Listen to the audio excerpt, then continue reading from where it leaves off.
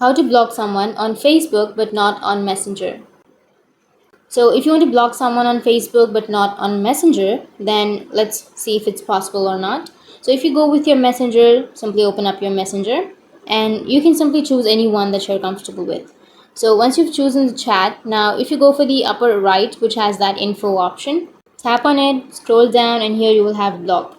Tap on block, and once you tap on block here, it will block that person. But you should know one thing, that if you block this person, then they will be removed from your friend list. Like, you will unfriend them if you block them. So here it says that if you are Facebook friends, then blocking this person will unfriend them. They won't be able to message, call, or find your Facebook profile, and they won't know that you have blocked them. So if you tap on block, then they will be blocked from both Facebook and Messenger, but we don't have an option to block separately. So unfortunately, we don't have that option, and if you have any questions, feel free to comment below. Thanks for watching.